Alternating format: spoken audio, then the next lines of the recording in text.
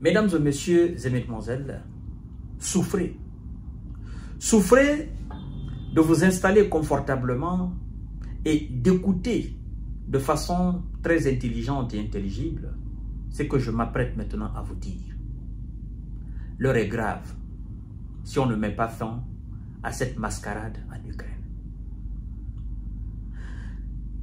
Il n'y a pas longtemps, je vous ai dit que les troupes de Vladimir Poutine ont reçu l'ordre de continuer les opérations jusqu'à ce qu'ils obtiennent gain de cause en termes de négociation avec M. Donald Trump et l'administration américaine. Donc, du 1er mars au 7 mars aujourd'hui, une semaine, pas plus, la Russie a multiplié les actions militaires. Elle a intensifié. Elle a rendu les missions plus lourdes, plus grandes et plus malheureusement destructrices. Une semaine.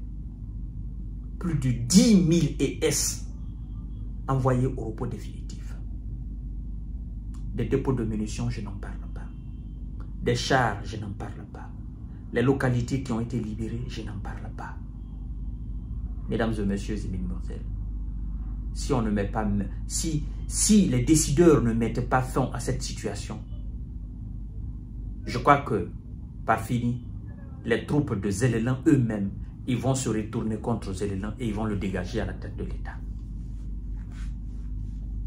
Laissez-moi vous donner en substance, en détail, de fond en comble, ce qui a été fait entre le 1er mars et le 7 mars aujourd'hui, vendredi 2025. S'il vous plaît, installez-vous confortablement et écoutez de façon très calme.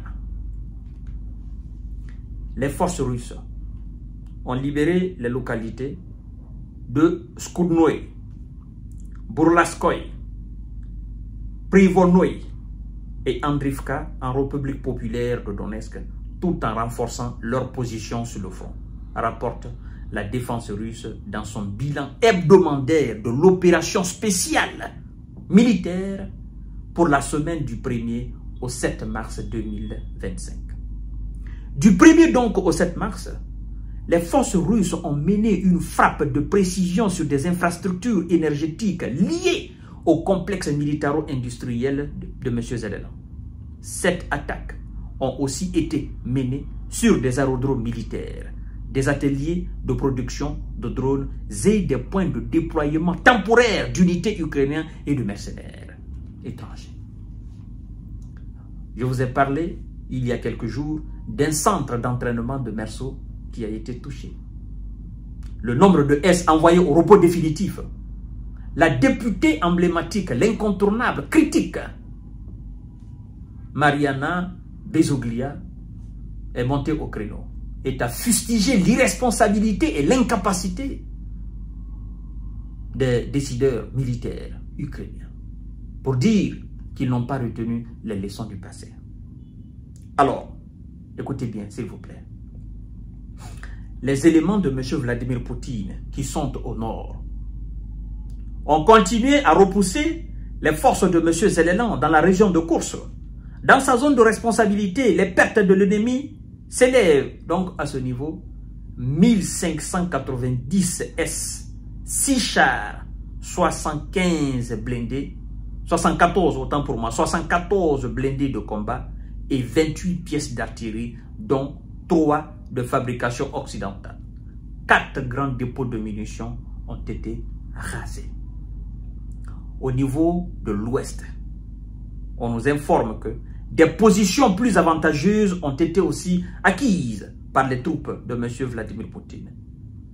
L'armée de M. Zelensky a perdu à ce niveau quelques 1525 S, 2 chars et 29 pièces d'artillerie, dont 10 produites par les pays de l'Occident. 11 grands dépôts de munitions ont été aussi anéantis à ce niveau-là. Mesdames et messieurs, au niveau du sud, parlant de l'Odessa. Odessa, où l'un des commandants d'unité qui a contesté carrément la stratégie utilisée par ses supérieurs, il a été démis de ces fonctions-là. On a voulu l'envoyer à l'OTAN qu'il serve d'intermédiaire entre l'OTAN et l'Ukraine. Il a dit non, je ne vais pas là-bas parce que ça c'est une coquille vide. Donc il a remis sa démission, il est parti. C'était le commandant, n'est-ce pas, des unités du sud, donc de l'Odessa. Et donc on nous parle d'Odessa. Au niveau d'Odessa, au sud, les éléments de M. Vladimir Poutine ont amélioré leur position tactique. Les forces de M. Zelensky ont perdu à ce niveau-là 1665 S, parlant des militaires, un char et 20 pièces d'artillerie de campagne, dont 4 de fabrication occidentale. Dans sa zone de responsabilité, 7 grands dépôts de munitions ont été aussi supprimés de la carte. Ça, c'est au niveau du sud, vers Odessa. Maintenant, touchons maintenant le point le plus chaud, parlant du centre, au niveau de Pokrovsk. Mesdames et messieurs, là, le fer est rouge. Là, ce qui se passe là, c'est indescriptible. Alors, les éléments du centre ont libéré la localité d'Andrivka, en République populaire de Donetsk. Les pertes de M. Zelensky et ses supplétifs occidentaux à ce niveau s'élèvent, écoutez bien mesdames et messieurs, à 3810 S. 3810 S. C'est le point le plus chaud de tous les 1000 km de front. Le centre, au niveau de Pokrovsk. La bataille qui se passe là-bas, elle est plus intense que toutes les autres batailles menées.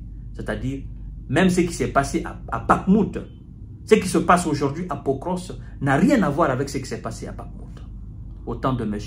Yevgeny Prigozhin. Alors, mesdames et messieurs, 3810 S, 2 chars, 29 véhicules de combat, dont 16 de fabrication occidentale et 21 pièces d'artillerie. Alors, mesdames et messieurs, les éléments de l'Est ont libéré les localités de Skudnoy, Borlaskoye et Privolnoye en République populaire de Donetsk. On nous informe que là, les hommes de M. Zelensky et ses supplétifs occidentaux, ils ont perdu 1210 S, 3 chars et 26 pièces d'artillerie, dont 10 de fabrication occidentale. Les éléments de Dniepr ont amélioré leur position sur la ligne de front. Les forces de M. Zelensky et ses supplétifs ont perdu à ce niveau 775 S. Je vous parle, quand je parle de S, vous comprenez, je veux parler de soldats. Voilà, donc c'est l'abréviation, je dis S. 575 S, un char, 2 blindés de combat et 3 pièces d'artillerie de campagne. 2 grands dépôts de munitions ont été anéantis. La défense aérienne russe a abattu 21 bombes aériennes guidées, JDAM, 5 roquettes de HIMARS américaines et 637 drones.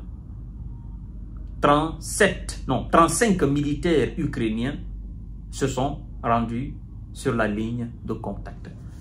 Lorsque vous faites le cumul de tout, vous allez vous trouver au-delà de 10 000 S envoyés au repos définitif entre le 1er et ce 7 mars 2025.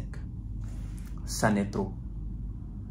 Monsieur Donald Trump, vous qui dites que ce qui se passe sur le terrain, vous ne pouvez plus digérer, alors arrêtez de menacer Vladimir Poutine de sanctions, passez aux choses sérieuses, apportez la paix à ce pays-là.